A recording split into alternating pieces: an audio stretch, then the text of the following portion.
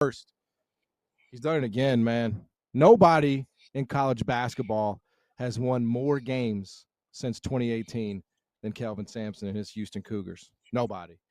And since they joined the Big 12, nobody else has won that league either besides the Houston Cougars. And he clinched to share the title. I mean, I think it's mathematically like if Houston loses every game the rest of the way, there could be a tie or whatever the case may be. But we know it. Houston is going to win the Big 12 yet again. Listen, 69-61 tonight on the road in Lubbock. Texas Tech caught a bad break with McMillan and Williams out. There's no question about that. You know, who knows how different the game is if those two guys are playing. Maybe a lot. But, you know, you have who you have, RC, and Houston wins this one the way they win most of their games. It doesn't look great. It doesn't look pretty, but it's tough. It's gritty. And if that's the way that game is played, I don't think anybody else is gonna win that game if Houston's involved. 69-61 final, RC. Listen, we talked about this. We're all Houston fans in that aspect, and so much respect for Coach Sampson and what he's done. He's come in and taken over a league that Kansas has ran for quite some time, and to come in there and do what he's done in back-to-back years, man, credit to him. We talked about it. He never gets enough credit. I do think this team is one of the few teams that I think could win it, and I've said that. I think there's, in my opinion, there's about 7 teams that I have that I think that can win the national championship. A few sleepers, but they're one of those 7 teams that I think have a legitimate chance. And I think they're a little bit better offensively than they've been in years past. I know they caught Texas Tech missing those guys. That's 30 points combined. So let's not make light of that at home in Lubbock, Texas. Missing Williams and missing McMillan. Those guys are big. But listen, it's not a pretty style. They defend. That's what they hang their hat on. They're the best defensive team in college basketball. I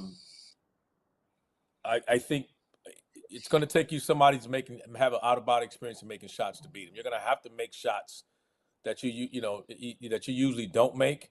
They're not going to give the traditional shots that you think you're going to get. So you're going to have to do that, and it's possible. Again, they're not going to run away from you. You're not going to your game when you play them. It's not going to be in the 80s and the 90s. So.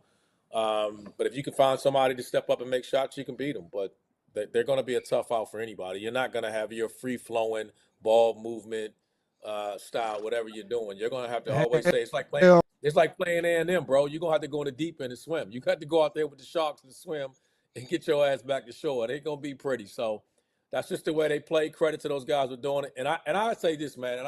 It's early. It's too early for toast.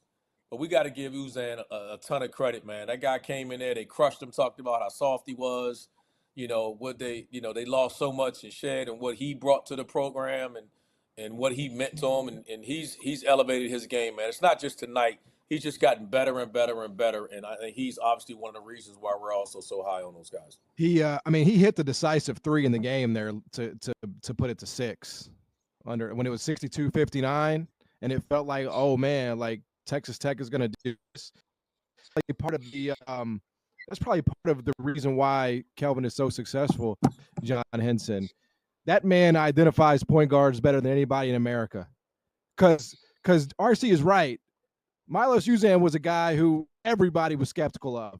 And Kelvin was telling people, trust me on this. I know what I've got. And that dude's January and February have been as anybody that's probably not named Janai or Cooper Flagg.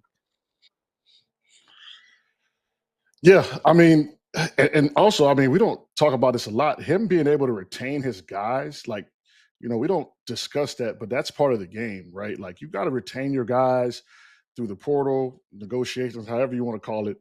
And he's done that as well, a lot better than a lot of teams in his league too. So, when you couple all that, it's impressive. And I remember we were questioning like a couple years ago, how's Houston going to do? I mean, they're starting their Kansas run, right? Just top of the league, not much anyone can do. I mean, Texas Tech was missing 2 of their top guys, but this is the second best offense in the league. They held them to 61 points, the lowest total of the year, on the road. Yep. And yeah, to beat this Houston team, you're going to have some boys. And there's some teams with some boys, but they're not going to see them boys until later down the road. But if you don't have like like RC said, if you can't swim in the deep end with them sharks, you're not gonna make it back to shore. So it's not a lot of teams that can. Yeah, I mean, I And know they we lost kind of early in the year, man. They lost to Alabama and Auburn, and we were kind of Yeah. like, having some doubt, having some concerns. Hey, let's run it back. Let's run it back. Bama, hey, No, listen, Bama got some swimmers, RC. That's why. Bama got some boys that can swim down there. That's all that No, was. that's true.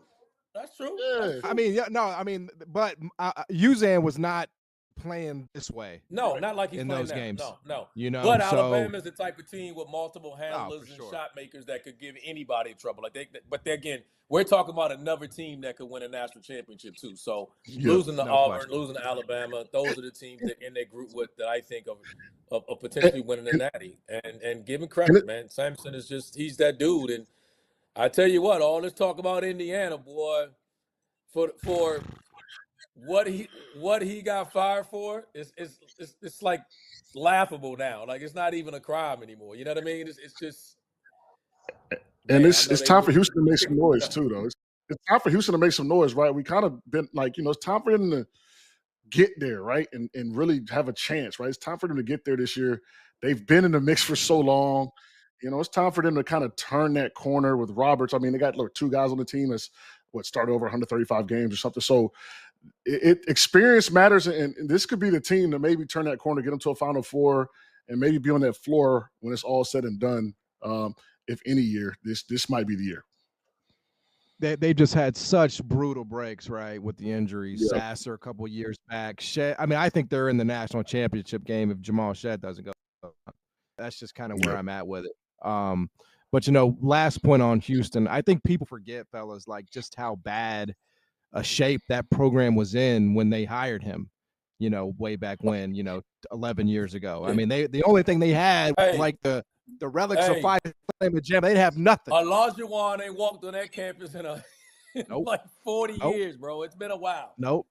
And he came in and said, listen, like the Fertitta Center, this is not adequate. I need more from y'all. That we have to raise it reminds me so much of when Cal took the Memphis job. The similarities are kind of crazy because he was kind of disgraced from Indiana. It's like Cal.